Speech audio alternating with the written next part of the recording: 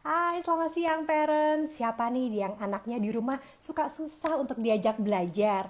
Nah, kembali lagi bersama dengan Mama Sam di Instagram Live Parent Talk. Siang hari ini kita mau ngobrol-ngobrol bersama dengan Good Enough Parents, bersama dengan Mbak Prita Tias, mau ngobrolin membahas tentang gimana ya caranya biar anak suka belajar. Nah, ini pasti problema para parents dan ibu-ibu di rumah ya, apalagi yang sekarang mungkin masih ada yang online school, berarti kan parents juga menemani si anak belajar di rumah. Oke, kita akan ngobrol-ngobrol bersama dengan Mbak Prita Tias. Kita tunggu untuk Mbak Prita bisa join bersama kita. Sebentar, Mbak Prita.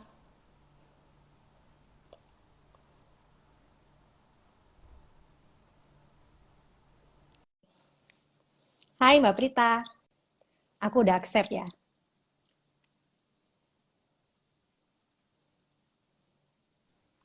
Halo, Hai selamat Mbak Prita, siang. selamat Mama siang. Sam. Hai, Hai. parents semua. Nah, ini parents di rumah kita sudah bersama Oke. dengan Mbak Prita Tias dari Good Enough Parents. Nah, Mbak tadi di depan aku udah bilang sama parents di rumah bahwa obrolan kita siang hari ini adalah tentang gimana sih cara biar anak suka belajar. Ini pasti termasuk aku juga Gimana ya? termasuk iya. Gimana ya biar anak suka belajar di rumah nih Mbak. Ini apalagi sekarang kita ada yang online school, ada yang mungkin udah Mm-mm. offline, tapi untuk yang online tuh para parents di rumah termasuk aku kan juga kadang-kadang suka aduh kok dia suka susah ya diajak online class atau enggak Mm-mm. mengerjakan Mm-mm. worksheet seperti itu. Nah, untuk para parents di rumah yang mungkin mau curcol-curcol apa curhat gimana sih kegiatan belajar di rumah bersama si kecil, boleh juga langsung tulis di kolom komentar curhatannya seperti apa. Kalau ada pertanyaan seputar topik juga boleh banget, nanti akan aku bacakan dan kita bisa langsung tanyakan ke Mbak Prita siang hari ini. Oke Mbak, Siap. kita mulai untuk membahas topik belajar membelajar ini ya Mbak. Oke, Oke. untuk belajar membelajar nih Mbak, sebenarnya usia berapa sih anak itu mulai belajar? Apakah dari bayi? Apakah start untuk 6 bulan mulai belajar sensori-sensori tertentu?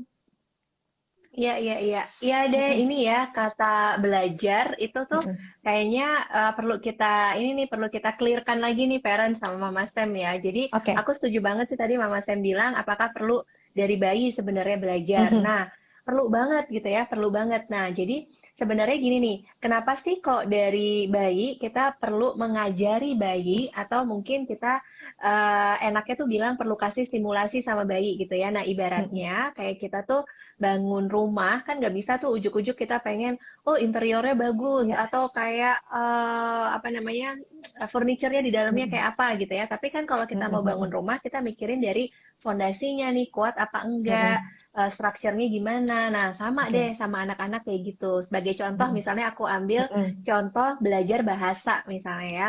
Nah, oke, kalau misalnya nih kita dari mulai dia 3 bulan, 6 bulan, mhm, anak masih bayi gitu ya, mhm, kita udah mulai kasih nih pembelajarannya dalam bentuk mhm, ngajak dia ngobrol, ngomong dengan bahasa yang jelas, nggak ngomong pakai bahasa bayi, terus menatap matanya ketika kita bicara, ngejelasin ya, oh kamu lagi diganti diapersnya, oh kamu lagi diganti baju, dan lain-lain. Ini kan kita mengajari juga ya bahasa. Nah, mhm, ini jadi fondasi nih. Fondasi untuk apa? Untuk nanti dia 1 tahun bisa ngomong paling nggak satu kata. Terus fondasi oke, lagi untuk apa? Untuk nanti dia usia 2 tahun bisa ngomong satu kalimat, paling nggak dua mhm, kata. Fondasi lagi untuk nanti dia masuk preschool, misalnya mhm, di usia 3 tahun, dia udah bisa cerita, dia udah bisa jawab pertanyaan dari miss-nya, misalnya gitu. mhm, Dan fondasi sampai nanti anak ini belajar membaca dan mhm. menulis, misalnya. Karena untuk bisa membaca, menulis, kenal huruf, dan lain-lain, kosakatanya harus kaya dulu. Paling nggak dia bisa ngomong minimal 100 kata gitu ya. Jadi Oke, ya perlu banget dari bayi untuk dari kita bayi. tahu anak ini perlu distimulasi apa gitu. Oke, jadi untuk parents di rumah ya, walaupun sekarang mungkin usia bayinya masih beberapa bulan, belum 1 tahun, mungkin bisa diajak ngobrol gitu ya Mbak, tapi mungkin tidak dengan bahasa bayi gitu ya Mbak Prita ya. Betul, betul. Mm-mm. Nah, sekarang kan zaman udah canggih nih, Mbak. Mungkin waktu anak aku 6 tahun yang lalu masih bayi, apa Mm. mainan-mainan belum secanggih seperti sekarang. Kalau kayak ponakan aku tuh, Mbak, dia tuh baru 4 bulan. Tapi tuh sama orang Mm-mm. tuanya suka main flashcard itu loh, Mbak, yang warna hitam putih. Suka dia Oh, dilihat-liatin gambar, dilihat itu juga bisa seperti itu mm-mm. ya, Mbak, ya untuk menstimulasi bayi-bayi ya, Mbak. Oke, oke, iya, iya. Jadi untuk stimulasi bayi ini sebetulnya gini Mhm. nih, Mama Sen sama parents. Kita tuh yang Mhm. pertama perlu tahu dulu tahapan tumbuh kembangnya sebetulnya anak ini harus bisa apa, gitu ya. Pertama Oke. tahu Mhm. itu dulu. Terus yang kedua kita baru mempelajari nih kira-kira cara-cara menstimulasi supaya tahapan tumbuh kembangnya ini nggak kelewat gimana, gitu. Mhm. Contoh Mhm. misalnya tadi kalau Mama Sen bilang, oh tahapan tumbuh kembangnya dia di usia 3 sampai 6 bulan, dia perlu dipaparkan sama warna tuh, atau perlu Mhm. dipaparkan sama pokoknya kemampuan melihatnya tuh perlu diasah gitu ya. Mhm. Nah, Mhm. jadi kita perlu menstimulasi apa? Misalnya kalau di Montessori mungkin bukan kayak flashcard gitu, tapi Mhm. ya buku hitam putih Iya. atau kayak sesuatu yang digantung ya, Mhm. membuat dia jadi pengen meraih dan lain-lain gitu. Jadi boleh-boleh aja. Nah, Mhm. sekalian nih kalau misalnya aku karena dulu ngerasa clueless banget ya waktu baru punya anak pertama gitu kan, kayak ngelihat kanan kiri, ya ampun, Iya, rajin-rajin banget bunda-bunda di sana gitu iya kan. betul. Jadi untuk parents yang kayak ngerasa clueless, oh harusnya nih dia bisa mencapai apa sih, terus harusnya dikasih stimulasi apa. Nah, parents bisa intip-intip nih di Good Enough Parents, kita punya Mhm. kelas yang Montessori for Baby. Kalau yang tadi Mama Oke. Sam bilang Heeh. di usia bayi. Di situ udah kita Oke. jabarin lengkap ya, Mhm. harus mencapai apa dan cara Mhm. stimulasinya gimana gitu. Mhm. Nah, tuh untuk para parents di rumah tadi ada yang tanya-tanya tuh Mbak, tahapan tumbuh kembang anak untuk usia sekian bisa langsung cek di Good Enough Parents juga ya Mbak Prita ya? Ya, ya, Untuk boleh. tahu Bisa tahapan langsung untuk cek juga. stimulasi anak. Nah, Mbak, berarti kan kalau Mm-mm, tadi sejak dini nih belajar menstimulasi anak untuk belajar, sebenarnya ada mm-mm, pengaruhnya nggak sih Mbak dengan stimulasi yang kita berikan pada saat bayi untuk nantinya si anak usia masa prasekolah itu ada hubungannya nggak mm-mm. sih Mbak? Ada banget, ada Mm-mm. banget. Jadi gini sebenarnya Mm-mm. banyak orang yang salah tangkep nih ya dengan kayak gini nih. Oh, ngapain sih ngajarin anak dari kecil gitu ya? Mm-mm. Kayak kasihan tahu nanti bosen dia sekolah mulu gitu. Ngajarin Mm-mm. tuh nggak harus disekolahin kan sebenarnya. Ya. Tapi aku ambil contoh gini deh. Tadi membaca aku udah kasih contoh ya parents ya. Jadi Mm-mm. kalau kita stimulasi dia dengan ngajak ngomong, dia jadi menyerap, bang katanya tuh jadi banyak. Nanti di usia 1 tahun ke atas jadi ada yang dikeluarin. Kalau Oke. bang katanya banyak, ini jadi fondasi nanti pas dia preschool dia jadi bisa lebih apa ya, lebih smooth lah belajar baca. Yang kedua, Mm-mm. kemampuan nulis nih gitu ya. Jadi kan kalau di preschool nanti ada nih mereka diharapkan pegang pensilnya udah gimana nih, terus Mm-mm. kayak udah bisa coret-coret, di usia 3 tahun paling nggak udah bisa coret-coret gitu ya. Di usia 4 tahun nanti kalau menggambar tuh paling nggak udah ada bentuknya lah gitu ya, udah Mm-mm. bisa ketahuan nih kira-kira gambar apa di 5 tahun, Mm-mm. mulai bisa nulis misalnya gitu ya. Nah, tapi kan anak ini nggak tiba-tiba gitu kan. Tiba-tiba Mm-mm. dia masuk preschool usia 3 tahun langsung kuat tangannya gitu. Ya. Jari dan pergelangan tangan, bahu ini perlu dikuatkan dari dia bayi. Dari apa sih yang Oke. paling sederhana? Kita ngasih tangan kita deh ke anak kita yang masih bayi. Terus nanti dia genggam, misalnya gitu ya. Oh. Atau enggak kita kasih mainan yang kayak apa namanya kubus tapi yang dia Mm-mm. dari soft soft ini ya Ya. bahannya tuh Mm-mm. soft misalnya. Mm-mm. Terus dia mulai pegang-pegang. Nah, ini kan dia melatih ini. Terus nanti lanjut lagi nih usia misalnya 1,5 tahun. Nah, dia boleh deh di situ misalnya dia main play-doh, dia meremas, ininya dikuatkan, jarinya dikuatkan. Terus dia melempar bola, bahunya Oke. juga dikuatkan gitu ya. Itu di 18 bulan. Terus nanti lanjut lagi misalnya di 2,5 tahun misalnya. Kita stimulasi lagi, dia Mm-mm. pindahin pom-pom pakai tweezer penjepit gitu Oh kan. ya. Nah, Mm-mm. kalau Mm-mm. atau pakai penjepit jemuran. Nah, kalau misalnya parents coba nih tangan kan Ya. kalau kita pakai penjepit jemuran nih sebenarnya mempersiapkan posisi jari anak untuk nantinya pegang pensil. Oke. Sehingga pas lagi anak ini umur 3 tahunan atau 3 atau 4 tahun dia masuk preschool, masuk kindergarten, masuk TK, si tangan sama bahunya nih nggak kaget gitu karena udah Hmm. disiapin, udah dikuatkan sebelum-sebelumnya gitu ya. Jadi penting banget untuk Mm-mm. kita tahu deh tahapan stimulasinya dan kasih stimulasinya pelan-pelan gitu. Oh, kalau main Play-Doh bisa juga ya Mbak Prita ya? Bisa, bisa Bisa banget ya. ya main main Play-Doh tuh bisa banget Mm-mm, karena mm-mm. kalau misalnya parents rasain kan pas kita main Play-Doh itu tangan Iya. kita tuh aktif aktif gerak banget gitu. Mm-mm, mm-mm. Nah, kalau misalnya main Play-Doh kan membantu untuk apa tuh Mbak Prita namanya motorik halus ya berarti ya. Motorik halus, Motorik bener. halus. Nah, mungkin tuh parents di rumah bisa coba ya, mungkin yang anaknya usia berapa tuh Mbak Prita? 1 tahun, 2 tahun kali ya, Iya, bisa mungkin melakukan kalau stimulasi dia itu.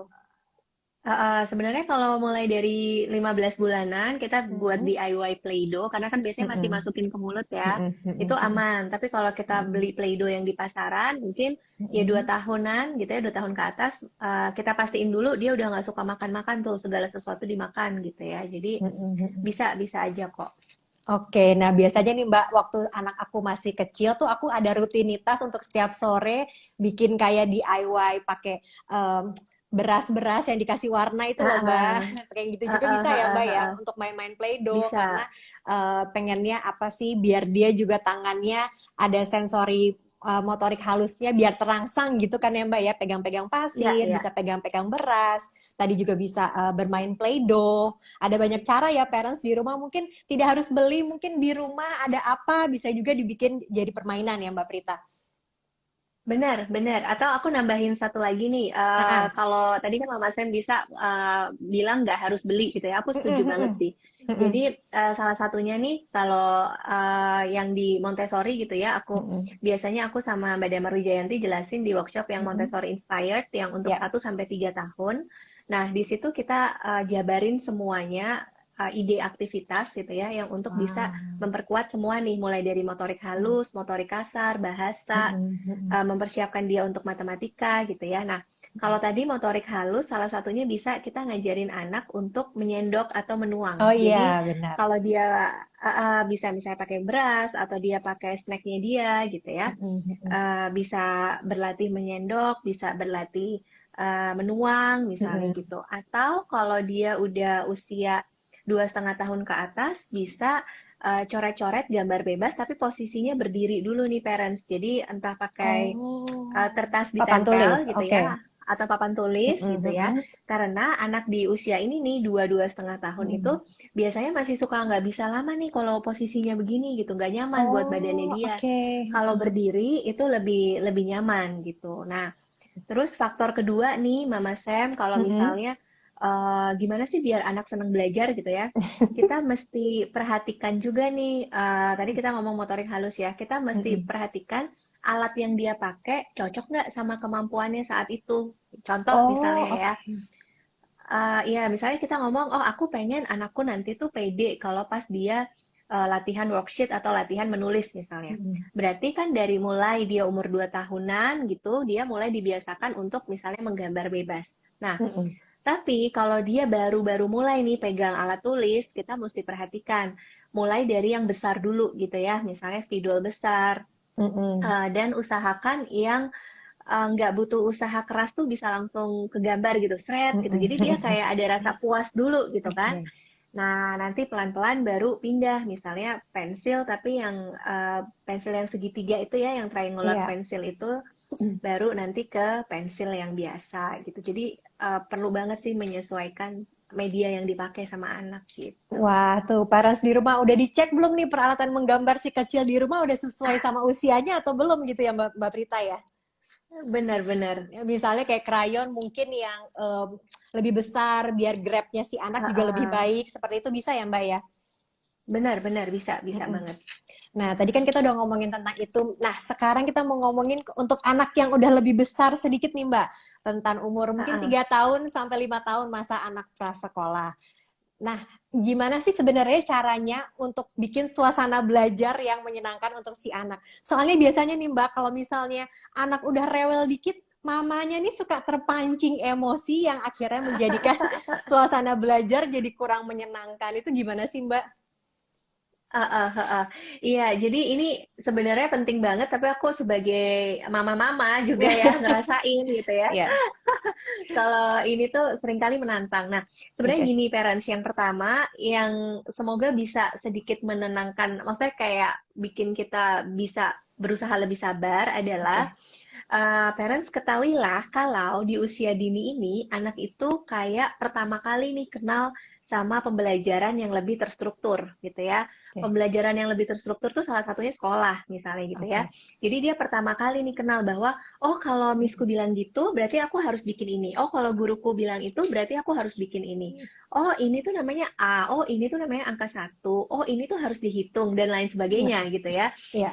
Karena kalau di bawah 3 tahun mungkin kan lebih unstructured gitu. Nah, Mm, jadi namanya kenalan pertama nih, kayak kita dulu mm. kenalan sama pasangan kita, kan sebisa mungkin, ya kan, sebisa mungkin tuh first impressionnya bagus dong gitu ya. Oke. Kenalan pertama sebisa mungkin kesan anak terhadap yang namanya belajar itu bagus gitu. Nah, Mm, makanya aku selalu bilang bahwa itu dulu yang harus dikejar gitu ya. mm, Masalah dia bisa cepat atau enggak, dia bisa selesai atau enggak, rapi atau enggak, itu masih mm, bisa pelan-pelan dibenerin. Tapi mm, yang perlu dikejar pertama adalah dia ngerasa, oh ini happy gitu kan. Nah, gimana caranya supaya dia ngerasa ini happy? Yang pertama, oke. manage dulu ekspektasi kita gitu. Karena sumber ketidakhappian anak itu kan ada beberapa. Yang pertama dari faktor dia nggak ngerasa nggak bisa ngerjain itu. Jadi Oke. dia nggak happy karena apa yang disodorin ke dia ngerasa ini terlalu sulit. Misalnya ya, anak di usia 3 tahun atau 4 tahun Mm, mulai mewarnai misalnya. Dia oke. berusaha mewarnai dengan rapi, tapi area yang diwarnai itu kegedean gitu, kayak banyak Oh. banget gitu kan. Mm, Jadi kayak dia nggak ada rasa berhasil gitu. Nah, itu faktor pertama. Faktor kedua yang kadang bikin anak nggak happy adalah respon kita. Nah, iya kan, respon kita, respon-respon yang kayak, ayo dong, masa gitu aja nggak bisa sih? Ayo selesaiin dulu lah, kalau nggak selesai nggak boleh nonton ya, nggak boleh main iya. ya, misalnya gitu. Nah, jadi gimana nih biar nggak ngerespon gitu? Mm, Ya ekspektasi kita mesti di manage dulu, mesti ditanamkan dulu bahwa goalsku karena dia masih anak usia dini nih, goalsku mm. adalah dia happy dulu sama proses belajar, bukan dia selesai gitu. Oke. Faktor ketiga yang kadang bikin anak nggak happy adalah nggak pas jamnya. Nah, Jadi betul. ya kan nggak pas jamnya. Antara dia ngantuk, dia lapar, Mm, dia overstimulasi, atau mm, rutinitasnya berubah-ubah gitu. Jadi misalnya biasanya jam sore dia main di luar, karena hujan, terus mm, si mm. mama jadi kayak ngerasa, ah udahlah daripada hujan nggak ngapa-ngapain, udahlah kamu kerjain aja tugasmu misalnya gitu ya. Jadi ada rutinitas yang berganti nih, Mm, apa-apaan mm, nih gitu ya. mm. Biasanya jam segini aku lari-lari di luar, sekarang kok aku Mm, suruh ngerjain gitu. Jadi nggak pas aja jamnya gitu. Jadi mm, itu tuh mm. 3 faktor tuh yang perlu kita amati dulu tuh. Kira-kira yang mana nih yang bikin anak kita jadi kurang Kurang happy gitu happy. sih Mama Sam. Mm-mm. Oke, soalnya kan biasanya nih Mbak, kadang-kadang ada salah satu faktor juga nih mungkin yang mempengaruhi anak jadi malas belajar, apalagi di rumah bersama orang tuanya. Habis suka kayak, habisnya kalau belajar sama mama di rumah, mamanya ngomel-ngomel terus sih, gitu. Jadi mungkin tuh kalau mungkin jadi salah satu faktor anak aku kadang-kadang suka males kalau aku ajak bikin worksheet, mungkin karena takut daripada dengerin mamanya ngomel-ngomel gitu loh Mbak. Jadi ya udah deh ngerjain worksheetnya nanti-nanti aja gitu. Nah, Mm-mm, terus mm-mm. pertanyaan selanjutnya nih Mbak, tadi kan kita udah membahas gimana sih caranya bikin kenyamanan. Jadi kita harus lower our expectation atau enggak kita harus sesuai Ya. dulu nih ekspektasi si orang tua terhadap anak tuh seperti apa, apalagi untuk anak dengan usia dini. Nah, boleh nggak sih Mbak kalau misalnya nih kita demi si anak semangat atau enggak setelah si anak melakukan sesuatu, kita memberikan reward. Jadi biar anak rajin nih, ya udah deh kamu kerjain PR-nya dulu ya, nanti abis itu boleh makan es krim, atau enggak nanti abis itu boleh nonton TV, atau enggak nanti mama kasih kado deh kalau PR-nya bener semua. Itu sebenarnya boleh nggak sih Mbak iming-iming seperti itu? Oke, oke. Nah, sebenarnya reward ini penyelamat ya. Penyelamat, tapi ya itulah ya efektivitasnya. Jadi gini, aku paham banget sih sebenarnya bahwa si reward ini bisa jadi jalan ninja gitu ya. Apalagi kalau kita mungkin orang tua tuh lagi capek, lagi aduh deh yang penting cepet, yang penting selesai gitu ya. Mm-mm. Nah, di sisi lain sebenarnya nih parents dan Mama Sam ada satu riset yang bilang reward ini candu gitu ya, addict gitu. Yang bikin orang, bukan hanya anak sebenarnya, yang bikin seseorang tuh jadi haus untuk dapat itu terus gitu. Nah, itu pertama. Yang kedua, si reward ini kalau terlalu sering dan bentuknya dia iming-iming, takutnya nih anak jadi kayak harus ada sesuatu yang aku dapatkan baru aku mau melakukan sesuatu gitu ya. Jadi Oke. takutnya meskipun nggak pasti juga sih ya, Mm-mm. tapi takutnya jangka panjangnya ini bikin anak jadi pamrih gitu ya. Apa untungnya buat aku? Misalnya dia nanti kerja atau kayak mau ngebantuin orang, apa Mm-mm. untungnya Mm-mm. buat aku gitu ya? Mm-mm. Takutnya kayak gitu. Nah, tapi sebenarnya bisa diakalin dengan cara ngasihnya tuh jangan berupa iming-iming, tapi emang kita susun rutinitasnya sama-sama dengan anak berupa Mm-mm. kesepakatan. Contoh misalnya ya, Mm-mm. misalnya aku sama anakku, misalnya kita susun bareng-bareng tuh, oke Mas, kamu kalau siang itu pengen main di luar di jam berapa? Oh temanku biasanya jam setengah 12 tuh keluar gitu ya, mau main bola misalnya. Mm-mm. Mm-mm. Oh, oke, berarti kamu pengen setengah 12 keluar main bola. Sampai jam berapa atau berapa lama misalnya gitu ya. Mm-mm. Sejam deh. Oh, oke, ya udah masih oke lah sejam sampai setengah satu. Nah, terus di jam-jam setengah 11 itu kan udah gelisah kan dia ya, apalagi temannya keluar duluan misalnya gitu Iya. ya. Dia lagi ngerjain terus dia udah gelisah gitu. Nah, aku boleh nih sebagai pendamping bilang nih, oke Mas, ini ya kita kan udah susun nih rutinitasnya ya, bahwa kamu boleh main di luar jam setengah 12 setelah Mm-mm. urusan persekolahan ini selesai nih Selesai. gitu. Nah, jadi kita juga boleh ya kayak validasi dulu emosinya nih. Mama tahu nih main di luar tuh seru banget. Mama tahu kamu nggak sabar pengen cepet-cepet main di luar. Masalahnya kita udah sepakat ya kalau main di luarnya setengah 12 setelah tugasmu selesai. Nah, kalau gitu, itu bukan iming-iming, itu bukan reward, karena kita udah sepakati sebelumnya. Kalau iming-iming atau reward, nggak ada kesepakatan sebelumnya. Tahu-tahu kita iming-imingi gitu ya, Mm-mm. supaya dia Mm-mm. jadi mau cepet gitu. Bedanya itu. Jadi rewardnya kalau bisa dalam bentuk, ya emang kita udah sepakati sebelumnya gitu ya. Gitu, Oke, parents. gitu. Nah, gitu tuh tadi parents kalau misalnya memberikan reward mungkin biar anak juga jadinya nggak, aku ngerjain PR deh biar dapet coklat dari mama. Jadi nggak terbalik ya Mbak ya. Benar, Mau coklat tapi benar. ngerjain PR dulu. Padahal kan kita kan pengennya ya udah kamu kerjain PR dulu yang baik nanti mama kasih coklat. Jadi jangan sampai terbalik ya Mbak ya. Nah, Benar, kalau benar, misalnya benar. memberikan kata-kata pujian aja itu cukup nggak sih Mbak sebenarnya kayak untuk mereka menyemangati gitu. Terima kasih ya kamu udah Mm-mm. mengerjakan PR hari ini atau seperti apa sih Mbak biar anak lebih bersemangat gitu. Iya, boleh dong, boleh banget. Anak tuh sebenarnya Mm-mm. perlu apresiasi gitu ya. Mm-mm.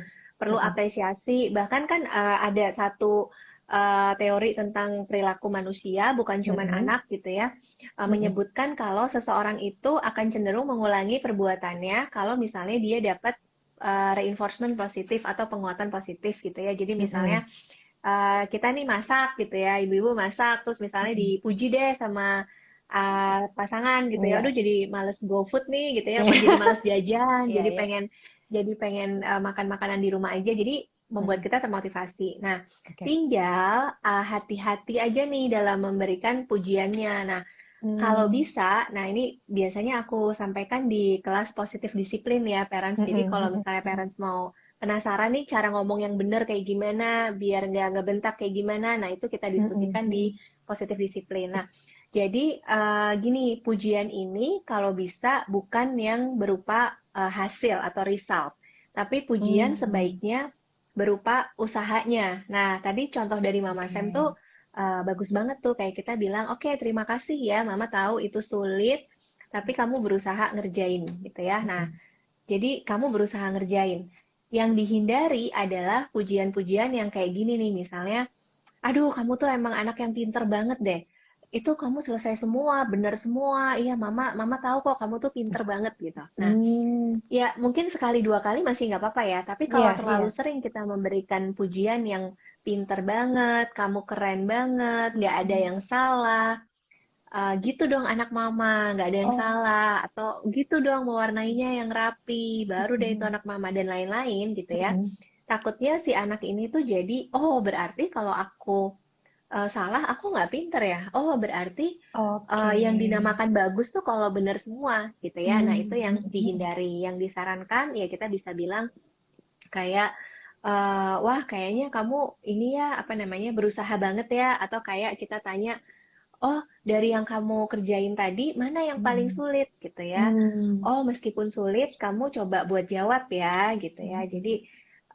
atau diingatkan sama keberhasilan dia sebelumnya, boleh juga. Misalnya kayak, oh kamu sekarang kayaknya ngerasa ini susah ya, inget nggak dulu pas baru kamu belajar nulis yang satu, dua gitu ya. Kayaknya waktu itu susah juga ya. Nah, tapi waktu itu kamu coba, coba, coba. Sekarang nggak usah pakai titik-titik, kamu udah langsung bisa nulis Bisa. satu, dua, tiga. Jadi diingatkan Waduh. sama keberhasilan dia yang sebelumnya gitu bisa juga sih. Aduh, ini tips yang Gitu. bagus banget nih Mbak Prita ya. Jadi untuk para parents bisa hati-hati juga kalau misalnya mau memberikan pujian-pujian terhadap sang anak. Kalau bisa kata-kata Mm-mm. juga dipelin. Nah, ini sepertinya nih aku dan parents di rumah yang lain, kalau mau tahu tips-tips kayak cara bilang yang baik sama anak, harus ikutan kelas positif disiplin nih kayaknya nih Mbak Prita nih ya. Benar, benar, benar. Harus ikutan kelas positif disiplin. Kita lagi buka pendaftarannya, nanti bisa ceki-ceki ke Good Enough Parents. Oke, tuh untuk para parents di rumah nih yang mau belajar lebih lagi dari Mbak Prita, nanti bisa langsung follow aja. Udah follow belum di Good Enough Parents? Nanti yang belum follow, bisa langsung cek di sana ada banyak kelas-kelasnya ya Mbak Prita ya. Oke. Betul. Nah, ini kalau kita sekarang udah masuk di usia prasekolah 3 sampai 5 tahun nih Mbak Prita. Biasanya kan anak udah mulai belajar membaca. Untuk umur 3 tahun Mm-mm. belajar alfabet dulu, kemudian apa three Mm-mm. letter words, terus nanti lama-lama Mm-mm. bisa membaca. Nah, itu gimana sih menurut Mbak Prita untuk menumbuhkan minat baca anak tuh sebaiknya seperti apa sih? Oke, nah ini menarik sih ya, karena Mama Mm-mm. Sam nanyanya bukan untuk bisa anak baca, tapi menumbuhkan minat Iya. baca. Dan itu Mm-mm. aku setuju banget gitu, Mm-mm. karena Mm-mm. semoga parents di sini juga sependapat sama Mama Sam bahwa Mm-mm. membaca ini bukan soal anak bisa baca gitu ya, Betul. tapi menumbuhkan dia ya baca gambar itu juga baca gitu ya. Ya. Membaca membaca cara bermain ini harusnya bagaimana itu juga membaca. Nah, Oke. oke, kalau untuk membaca sebenarnya nih gini nih.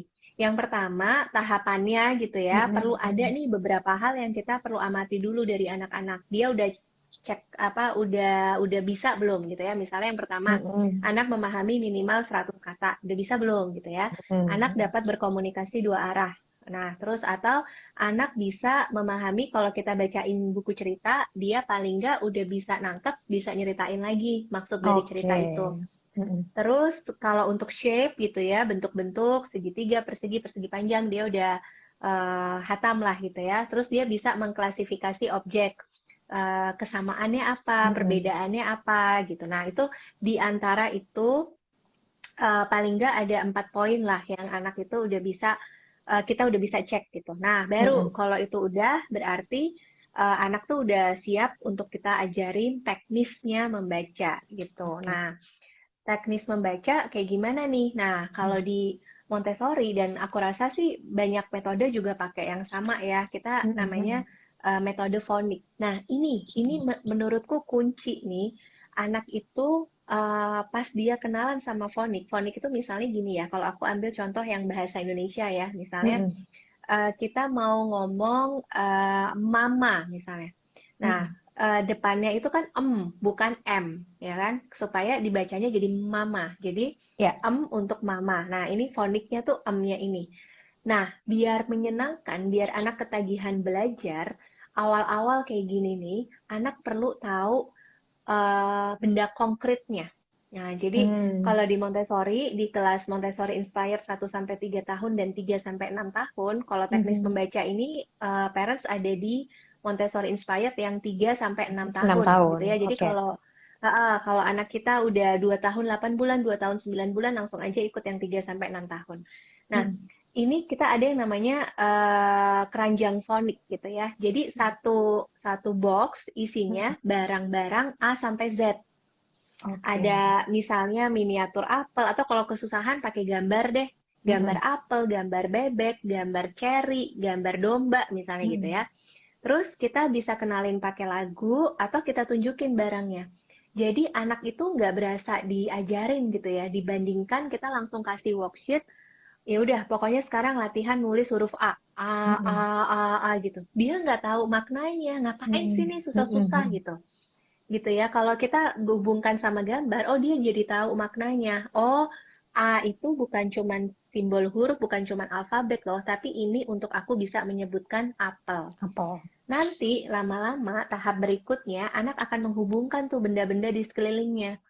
Kalau aku mau minum dari botol, botol apa ya ini ya fonik Mm-mm. depannya gitu ya, atau Mm-mm. aku mau makan anggur atau alpukat, apa ya ini ya huruf depannya gitu ya. Jadi Mm-mm. membaca ini apa namanya mesti banget dikaitkan sama dunia kesehariannya dia gitu. Mm-mm. Nah, baru deh nanti lanjut lagi, mulai menyusun kata. Misalnya kalau bahasa Inggris ya, car, mop, itu terdiri Mm-mm. dari huruf apa. Misalnya gitu, kalau bahasa Mm-mm. Indonesia, roti, keju, itu terdiri dari huruf apa gitu ya. Dan kalau di Mm-mm. Montessori, kita juga nggak langsung masuk ke worksheet nih. Kita minta anak untuk, oh ini ada gambar keju misalnya.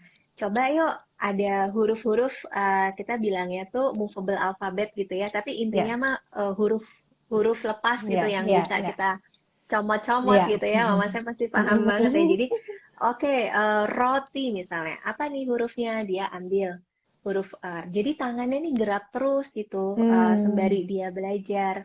Baru Mm-mm. deh pelan-pelan kita giring pelan-pelan ke worksheet boleh gitu supaya nanti SD-nya juga nggak kaget gitu. Mm-mm. Nah, bener Panjang banget banget tuh sih ya parents. sebenarnya. Gak apa-apa parents, soalnya aku tuh ya Mbak, waktu anak aku mulai belajar mengenal alfabet, aku tuh juga beli tuh Mm-mm. removable alfabet itu, aka Heeh. magnet kulkas Mbak, magnet kulkas yang ada Nah, iya, iya, ABC-nya. iya, iya. Ya, Heeh, jadi tuh heeh. memang aku taruh di kulkas, terus aku juga beli yang Mm-mm. apa tuh modelnya kayak foam busa gitu yang bisa ditempel di kamar Mm-mm. mandi. Jadi dia kalau Iya, iya, mandi iya, pun iya. tetap tetap bisa bermain huruf-huruf itu kan. Jadi at least Heeh, heeh. walaupun dia belum bisa baca full, tapi at least dia Mm-mm. aware dulu. Oh ini ada huruf ini A, ini B, ini C Iya, atau enggak A, B, C iya. seperti itu. Terus, Heeh. nah itu bisa jadi tips juga tuh buat parents di rumah. Mungkin Benar, bisa benar. tempel-tempel atau bermain dengan Mm-mm. alfabet-alfabet untuk memperkenalkan huruf dulu untuk si kecil. Nanti untuk sampai kemudian di tahap selanjutnya ya Mbak ya, untuk merangkai huruf untuk Mm-mm. menjadi satu kata, terus merangkai kata menjadi satu kalimat. Nanti untuk belajar membacanya di usia SD pun akan lebih lancar gitu ya Mbak Prita ya. Benar, benar. Mm-mm. Aku nambahin dikit deh, Mama Sam. Tadi aku Ah, jadi ah. keinget tuh gara-gara si movable alphabet yang Mama Sam Mm-mm. bilang. Nah, ini satu tips lagi nih, parents. Tadi kan Mama Sam Oke. tempel di kulkas misalnya gitu ya. Nah, Mm-mm. tambahan lagi nih, kalau misalnya kita tuh bisa ya kasih namanya tuh environmental print gitu. Gampangnya kayak gini sih, Mm-mm. kayak kita ada meja, kita Mm-mm. tulisin tuh misalnya meja, tempelin di situ. Oh, Pintu oke. misalnya tempelin, nggak harus di semua mainan, enggak sih. Cuman ini Mm-mm. membiasakan anak untuk apa, menghubungkan gitu ya. Oh, nanti kalau dia lama-lama udah tahu fonik gitu ya, oh ini meja, oh ini misalnya gitu, oh ini pintu, oh ini peh gitu ya. Jadi boleh ditempel tapi jangan ditebakin terus-terusan ya. Itu yang bikin jadi nggak menyenangkan Iya, sebenarnya. benar, benar, benar, benar. Gitu. Nah, terus kan kalau untuk misalnya untuk menjadi tidak menyenangkan, kadang-kadang kan anak suka bosen ya Mbak Mm-mm. dengan rutinitas belajar yang mungkin Mm-mm. itu-itu aja. Nanti mamahnya bacain Mm-mm. buku, terus nanti anaknya disuruh jawab atau enggak ya kan lama-lama juga bosen ya Mbak. Oh ini Benar, mama benar. beliin buku nih, ayo kita bikin nih bukunya, ambil Mm-mm. pensil ya, kamu jawab. Lama-lama kan Mm-mm. bosen nih Mbak. Kadang-kadang aku juga suka Mm-mm. mensiasati nih biar anak aku nggak bosen belajar sambil bermain. Aku bikin kuis atau enggak aku ngajak main Ya. sesimpel mungkin. Kalau dia kan sekarang belum bisa main Scrabble dengan yang Mm-mm. Scrabble pada umumnya, tapi ada juga Scrabble junior, Mm-mm. jadi yang fill in, misalnya ada 3 huruf satu kata, Mm-mm. bisa di fill in satu hurufnya. Mungkin parents juga di rumah bisa mencoba Mm-mm. untuk bermain sambil belajar seperti itu ya Mbak Prita ya, Bisa, jadi bisa biar si banget, anak juga bisa nggak banget. bosen.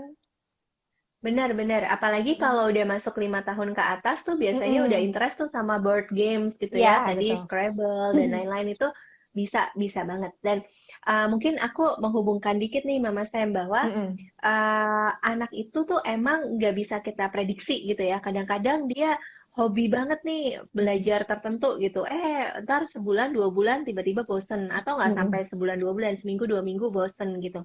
Nah Ya. makanya sebenarnya parents kita penting banget nih untuk tahu variasi aktivitasnya apa lagi sih, ide aktivitasnya apa lagi sih gitu ya supaya banyak amunisi nih kalau nanti Mm-mm. anaknya bosen. Ya. Terus yang kedua, kalau kita ngomong belajar baca tulis hitung, sebenarnya penting banget kita hubungkan sama si anak lagi seneng apa gitu. Sebagai Iya. contoh misalnya, ya kan? Sebagai contoh, ini kalau di Montessori dibilangnya periode sensitif ya. Periode sensitif Mm-mm. ini jadi di saat itu tuh anak lagi getol-getolnya pengen ngapain sih. Nah, Mm-mm. Mm-mm. contoh misalnya, ada anak yang periode sensitifnya itu sensori, salah satunya sensori teraba. Jadi kalau dia makan, senengannya dipakai tangan, terus Mm-mm.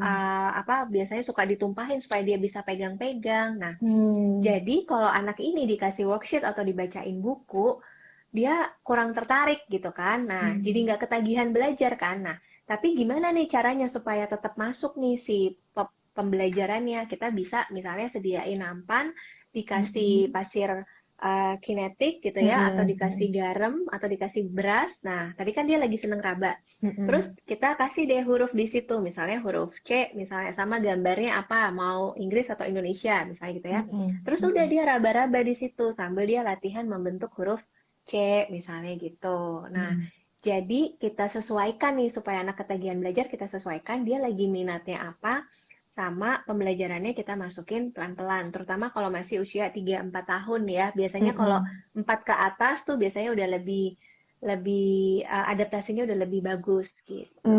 Nah, itu ada tips baru lagi nih dari Mbak Prita. Oh ya, aku mau cerita juga nih Mbak Prita. Jadi ada anaknya teman aku, dia tuh kalau disuruh ngerjain worksheet memang agak sulit. Terus kalau diajak belajar tuh memang agak sulit juga. Tapi karena dia lagi suka dinosaur, jadi tuh kalau dibeliin buku dinosaur, dia langsung tertarik banget nih Mbak. Mau belajar, mau baca, seperti itu. Terus jadi kayak mungkin bisa tahu juga ya minatnya si anak lagi suka apa.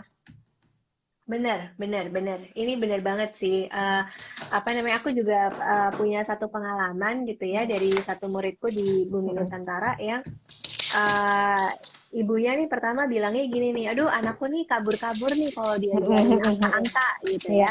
Terusan kita tanyakan, oh dia lagi seneng apa? Oh hobinya main ekskavator misalnya. Nah terus pas kita ada quiz gitu, pas kelas online, gambarnya kita Iya. ganti deh pakai si ekskavator Skator. gitu, Oh, supaya jadi dia lebih menarik ya. lebih tertarik. Oke, Mbak Prita, sebentar ya. Aku mau bukain pintu anak aku. Sebentar aja, sebentar. Siap, Sorry, sorry, siap, sorry. siap.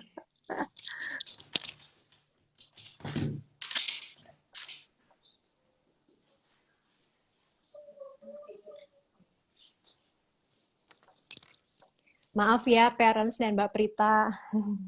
Santai. Ini ini adalah ibu bekerja di rumah seperti ini. Betul Ibu banget. bekerja di rumah. Nah, terus kita tadi kan udah ngomongin tentang minatnya si anak lagi suka apa. Mungkin parents di rumah juga bisa Mm-mm. nyambung-nyambungin nih kira-kira lagi sukanya apa sih anaknya di rumah. Mungkin bisa kalau tadi tertarik eskavator, jadi anaknya lagi mau belajar. Kalau kayak tadi anaknya temanku karena lagi suka dinosaur, diajak main yang lain males, tapi begitu diajak belajar tentang tipe-tipe dinosaur tuh wah langsung Mm-mm. semangat banget. Itu juga bisa seperti itu ya Mbak Prita ya. Benar, benar, benar. Mm-mm. Nah, Mbak Mama Mm-mm. Sam, aku boleh nambahin dikit nggak? Ya. Kadang-kadang tuh gini loh, parents tuh, tadi kan Mama Sam bilang ya, kalau temennya, oh diajak kenal nama dinosaur, diajak kenal Mm-mm. mungkin Mm-mm. tinggalnya di mana, atau gimana makanannya apa, dan lain-lain jadi Mm-mm. semangat. Nah, Mm-mm. kadang-kadang kita tuh membatasi ya, bahwa belajar itu hanya soal baca, tulis, hitung misalnya gitu ya. Iya. Meskipun itu penting, aku nggak bilang itu nggak penting. Nah, Mm-mm. di sisi lain, ada juga loh yang penting, yaitu kita memfasilitasi rasa ingin tahu anak ini kunci banget untuk bikin anak ketagihan belajar. Oke. Contoh misalnya, Mm-mm. anakku gitu ya, dia mulai bertanya-tanya nih, oh kok dia pengen tahu tentang olahraga gitu ya, emang apa namanya di aku nggak tahu sepak bola, pokoknya gitulah sepak bola itu Iya. si klub-klubnya tuh apa aja gitu ya, Mm-mm. terus Mm-mm. history history yang menang di Piala Dunia tuh gimana, kayak gitu-gitu Oke. lah ya. Nah, Mm-mm. mungkin bagi sebagian orang ini tuh kayak ya udahlah itu nanti aja, yang penting tugas sekolahmu selesai. Nah, jangan sampai kita matiin api ingin tahunya dia gitu ya, semangat Betul. ingin tahunya dia. Kalau misalnya kita nggak bisa jawab, kayak aku nih nggak bisa jawab, Mm-mm. ya udah Mm-mm. yuk kita cari bareng-bareng di Google misalnya gitu ya. Mm-mm. Ini apa sih gitu. Nah, ketika dia pengen tahu, dia nanya, terus nggak puas, terus nanya lagi, itu tuh udah bisa dibilang ketagihan belajar gitu. Jadi Oh. ketagihan belajar tuh jangan didefinisikan kayak oh yaudah dia ngerjain sesuatu yang kita suruh, tapi dia kepo, nanya-nanya terus gitu ya. Atau waktu itu pernah dia ngamatin semut gitu, terus dia sengaja taruh kayak remahan roti gitu ya, kayak Iya. dia pengen lihat gitu kan, ada berapa semut sih yang bisa ngangkat ini misalnya gitu. Nah, besoknya dia gitu lagi, dia amati lagi. Itu Oh. sebenarnya udah termasuk ketagihan belajar. Tinggal kitanya bisa memfasilitasi dan melihat itu enggak gitu ya. Misalnya waktu itu Hmm. kayak coba yuk apa kita bikin kayak rumah semut gitu ya di dalam Ya. toples misalnya gitu ya. Meskipun gagal sih, nggak jadi rumahnya. Nggak jadi. Paling nggak tapi kan ya gitu kita, oh anakku nih pengen tahu sesuatu nih, gimana ya caranya supaya memfasilitasi rasa ingin tahu dia gitu. Oke, jadi walaupun tadi mau mengamati semut dan klub bola itu adalah proses belajar juga ya Mbak Prita ya? Bener banget dong, iya Iya, banget. iya sama sih kayak anak aku juga kadang-kadang pengen tahu nih dia senangannya ocean animals. Jadi sea animals gitu apa Mm-mm. binatang-binatang laut ya Mbak ya. Kadang suka kayak aduh Mm-mm. anak kok misalnya kamu nanya-nanya terus nih apa hiu kan ada shark ada berbagai macam jenis tuh Mbak. Ditanya terus ada apa aja walaupun mungkin buat Mm-mm. orang lain ngapain sih belajarin jenis-jenis ikan Bener. hiu gitu kan. Tapi Mm-mm. buat aku kayak, Mm-mm. wah anak aku udah tahu loh ada hammerhead shark, ada mungkin tipe-tipe Mm-mm. shark yang apa, ada juga kayak, wah Mm-mm. tapi dia sambil belajar loh, walaupun cuma memang Mm-mm. belajarnya tentang hiu, tapi dia punya interest tersendiri gitu ya Mbak Prita ya. Bener, bener, Oke. bener. Itu kan sebenarnya termasuk ke pengetahuan Mm-mm. umum ya. Jadi perlu banget untuk kita fasilitasi dan kita hitung sebagai belajar loh gitu. Itu. Oke Mbak Prita nih, seru banget ngobrol-ngobrolnya. Sekarang ini udah banyak pertanyaan dari tadi dari parents di rumah. Aku akan mulai membacakan pertanyaan dari parents yang udah masuk di question box ya Mbak Prita ya. Boleh, boleh. Oke. Oh, ini pertanyaannya masih seputar gimana tipsnya biar anak tidak mudah bosan di saat belajar, Mbak. Dan gimana caranya biar anak saat belajar tuh kalau nggak bisa diem dan susah fokus itu bagaimana, Mbak Prita? Gitu. Oke, nah Hmm. ini berhubungan ya, Mm-mm. gimana supaya anak bisa betah belajar, Mm-mm. sekaligus gimana supaya anak bisa diem. Nah, Mm-mm. parents gini, kalau kita ngomong anak 6 tahun ke bawah, yang dibilang fokus itu Mm-mm. bukan berarti anak harus diem. Itu Mm-mm. pertama dulu. Jadi misalnya gini, oh oke, dia belajar, dia ngerjain sesuatu, terus dia main-mainin pensil misalnya, Mm-mm. main-mainin gitu. Mm-mm. Itu tuh dia fokus loh, itu cara dia untuk mempertahankan fokus. Atau misalnya kayak dia nyusun puzzle, belum selesai dia berdiri, muter-muter, jungkir balik di kasur, dia balik lagi ngerjain puzzle. Itu juga fokus. Jadi Mm-mm. yang dinamakan fokus di anak usia dini itu nggak harus anak ngejogrok diem ngerjain sesuatu sampai selesai. Ya, Ya. itu kita perlu revisi dulu tuh Mm-mm. definisinya ya, parents Betul. supaya kita nggak stres gitu. Terus yang kedua, kalau untuk gimana biar anak nggak bosen misalnya gitu. Nah, Mm-mm. anak bosen tuh penyebabnya ada dua. Yang pertama, aktivitas yang dia ada tiga deh. Yang pertama, aktivitas yang dia kerjakan terlalu gampang. Jadi kayak dia ngerasa, aduh begini lagi gitu ya. Ya. Terlalu gampang, ya kalau itu yang terjadi, biar anak gak mudah bosan, ya kita naikin tingkat kesulitannya, ya. Mm-mm. Atau yang kedua adalah terlalu sulit. Nah, terlalu sulit ini jadi dia belum-belum kayak udah, aduh percuma lah aku nggak bisa lah selesaikan ini gitu Ya. ya. Jadi ya udah dia kayak seolah-olah nyerah gitu. Yang perlu kita Mm-mm. lakukan dampingi, bantu Mm-mm. dikit-dikit gitu ya, kasih clue dikit-dikit atau turunkan tingkat kesulitannya. Yang Oke. ketiga, yang bikin anak bosen adalah aktivitas yang kita kasih lagi nggak sesuai sama periode sensitifnya atau lagi nggak sesuai sama apa yang dia butuh. Mm-mm. Contoh Mm-mm. misalnya, ada anak yang butuh banget gerak gitu ya, ada anak yang butuh banget, lagi butuh banget gerak. Nah, Mm-mm. terus kita paksa untuk bacain buku. Kamu harus diam nih, mama bacain buku. Nah, terus dia selama kita bacain buku, dia jungkir balik, dia kemana-mana Mm-mm. gitu ya. Nah, jadi lagi nggak pas nih. Caranya gimana kalau lagi Mm-mm. nggak pas? Apa berarti nggak usah dibacain buku? Bukan. tapi kita bacain bukunya bisa sambil diselipin dengan gerakan-gerakan gitu ya. Misalnya, wah ternyata nih gajahnya datang ke monyet. Gimana Kak, gajah datang ke monyet kira-kira gerakannya gimana ya gitu. Jadi message di bukunya tetap nyampe, tapi tetap sesuai nih sama kebutuhan anaknya. Kira-kira gitu. Wah, tuh tips dari parents dari Mbak Prita nih bagus banget ya mungkin buat parents di rumah yang mungkin anaknya suka bosenan. Coba kita cek dulu nih anaknya tuh bosennya karena apa? Kita lihat dulu nah, apakah yang dia kerjakan terlalu mudah ataukah yang dikerjakan terlalu sulit gitu ya Mbak Prita ya. Nah, kadang tuh Ya, kalau ya. misalnya terlalu sulit nih Mbak, aku tuh sebagai orang tua kayak suka gemes kan, aduh kamu kok kayak gitu aja nggak bisa. Terus mamanya jadi ikut campur, turun tangan, membantu. Sebenarnya boleh nggak sih Mbak Prita? Kayak interupsi si anak lagi mengerjakan sesuatu terus karena mamanya gemes lama ngerjainnya atau si anak nggak bisa-bisa akhirnya orang tuanya turun tangan membantu itu sebenarnya gimana Mbak Prita? Oke, nah ini kita mesti lihat-lihat ya. Mm-mm. Kalau kita gemes, tapi Mm-mm. sebenarnya anak tuh lagi usaha, dia belum cranky, aku nggak bisa bantuin, bantuin gitu Mm-mm. ya. Yang Mm-mm. perlu kita lakukan nih, tangan kita ke belakang dulu deh, ke belakang gitu ya. Mundur dulu, selangkah, dua langkah. Kalau perlu, mata kita kemana deh, lihat yang lain gitu Iya. ya. Terus apa bibir kita tuh kita gitu dulu deh Gitu. katupin dulu gitu ya biar nggak komen Iya. gitu biar nggak gatel tangannya pengen bantuin karena tuh aku juga ngerasa banget sih kayak aduh lama Mm-mm. banget ini gitu ya. Nah Mm-mm. jadi selama patokannya selama anak belum teriak-teriak nangis-nangis aku nggak bisa bantuin bantuin Iya. lebih baik kita mundur Mm-mm.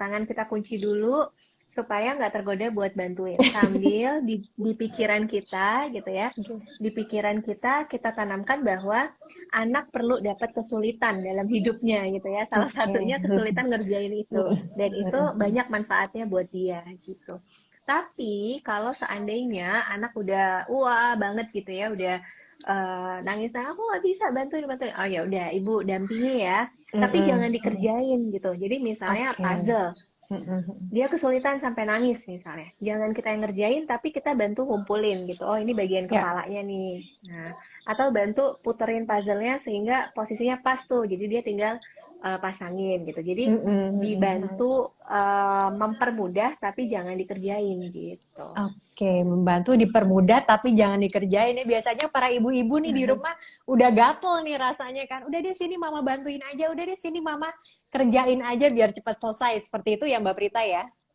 Benar, benar. Oke, kita mau baca dua pertanyaan lagi ya Mbak ya. Sebelum kita tutup nih obrolan kita siang hari Siap. ini. Sebentar. Oke. Oke. Ada yang nanya waktu yang tepat untuk belajar. Tadi kita udah bahas juga ya Mbak ya. Gimana untuk usia anak 4 tahun biar bisa belajar lebih lama? Apakah di sela-sela belajar perlu break? Nah, ini kalau anak umur 4 tahun gimana tuh Mbak? Kan masih usia preschool banget ya, berarti ya kalau untuk 4 tahun ya. Iya. Benar-benar. Hmm. Jadi gini, 4 tahun itu kalau kita bicara tentang konsentrasi, kurang lebih kan Mm-mm. dikalikan 3 ya. Mm-mm. Dikalikan 3 sampai 5 lah. Jadi 12 menit sampai 20 menit. Nah, Oke. jadi tapi ini tergantung juga gitu ya. Jadi misalnya 12 menit sampai 15 menit kalau seandainya dia udah capek gitu ya. Nggak apa-apa, Mm-mm. kita kasih break Mm-mm. dulu entah itu minum atau snack dan lain-lain atau ya Mm-mm. ganti aktivitasnya gitu. Nah, Mm-mm. makanya Mm-mm. kalau di program sekolah pun itu kan dinamis gitu ya. Oke, nyanyi berapa lama, terus nanti ada dancing, terus nanti ada Oke. storytelling, terus ada ini. Jadi belajarnya in total bisa lama, bisa 2 jam, tapi Mm-mm. sebenarnya di masing-masing aktivitas itu mungkin nggak ada yang lebih dari 20 menit gitu.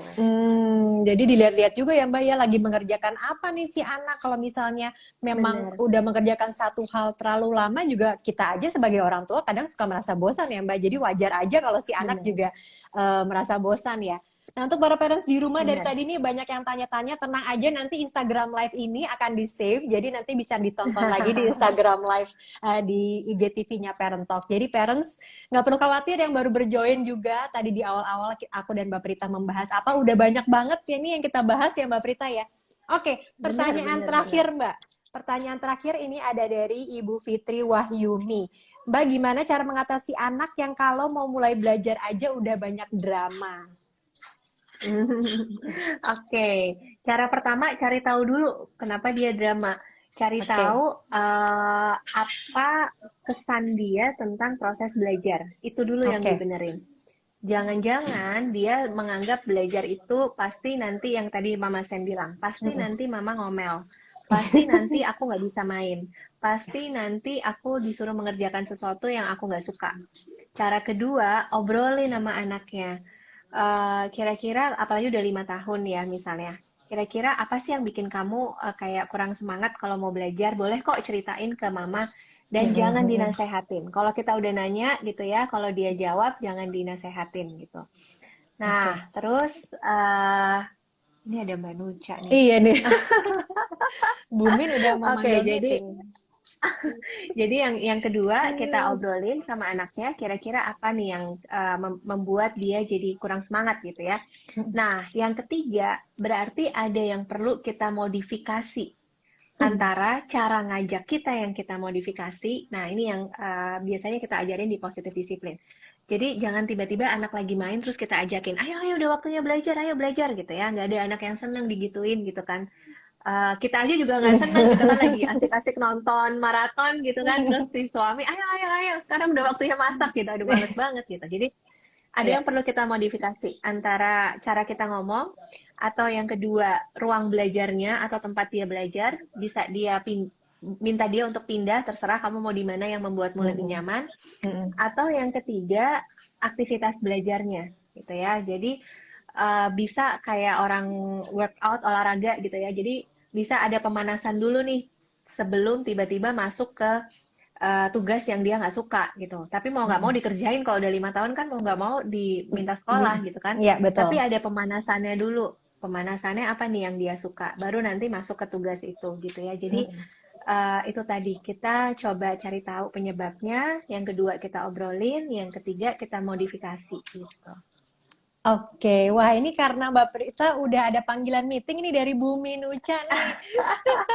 Terima kasih banget loh untuk para parents yang udah join siang hari ini dengan banyak banget pertanyaan dan curhatan para ibu-ibu di rumah tentang gimana sih menemani anak belajar di rumah dari usia bayi, ada yang toddler juga nih, ada yang komen, ada juga yang udah masa preschool, bahkan tadi ada juga yang komen anaknya SMP. Senang banget, terima kasih untuk para parents di rumah yang udah join di Instagram live kita siang hari ini. Mbak Prita nih, ada yang komen, bagus banget ilmunya. Tuh, terima kasih Thank you banyak loh. banget, Mbak Prita, parents yang udah join. Thank you, Mama Sam. terima kasih. Nah, untuk para parents di rumah yang mungkin tadi pengen banyak belajar lagi nih tentang parenting dan gimana sih cara mengajarkan anak, cara berbicara dengan anak yang baik, yang benar, itu bisa langsung cek kelasnya di Good Enough Parents. Ada tadi apa Mbak? Positif parenting? Ada Oh, ada positif di disiplin, positif disiplin dan juga ada kelas untuk ada belajar Montessori membaca menulis Inspire. ya Mbak. Oke. Betul. Untuk anak umur 3 sampai 6 tahun ada juga ya Mbak ya? Ada. Jadi kita pisahin nih Oke. parents mungkin apa ngenalin dikit gitu ya ke parents. Jadi Mm-mm. intinya tuh kalau kita mau ngasih dia ini sekaligus closing statement mungkin ya Ya, betul, betul. sebelum disemprit lagi sama Bu Min kan. Jadi supaya anak ketagihan belajar yang perlu Ya. kita tahu pertama adalah dia tuh perlu belajar apa sebenarnya itu dulu. Terus yang kedua Oke. yang perlu kita tahu anak ini tuh lagi dalam kondisi gimana gitu ya. Yang ketiga yang perlu kita tahu adalah tahapan ngajarinnya kayak gimana. Nah, tiga hal Mm-mm. ini itu coba kami kemas di Good Enough Parents kita bagi jadi tiga rentang usia. Yang pertama baby 0 sampai Mm-mm. 1 tahun, yang kedua 1 sampai 3 tahun, yang Mm-mm. ketiga 3 sampai 6 tahun supaya parents sih dapat panduan yang terstruktur gitu ya ngajarinnya gimana cara mengamati anak gimana gitu itu aja Oke. pokoknya ingat lagi ya goalsnya adalah anak punya kesan yang menyenangkan terhadap pembelajaran thank you banget Nah, parents gitu. thank you Terima Mama kasih Sam. banyak ya Mbak Prita siang hari ini udah ngobrol-ngobrol seru. Sampai jumpa lagi untuk para parents di rumah dan Mbak Prita semoga sehat-sehat. Jangan lupa cek Instagramnya Good Enough Parents juga ya Mbak Prita. Yang belum follow Parent Talk Betul. jangan lupa untuk follow Parent Talk. Oke Mbak Prita, sampai ketemu lagi di kesempatan next time ya Mbak, dengan topik-topik yang nggak kalah menarik nih dari topik hari ini. Terima kasih Mbak Prita, terima kasih parents di Thank rumah. you. Bye. Bye.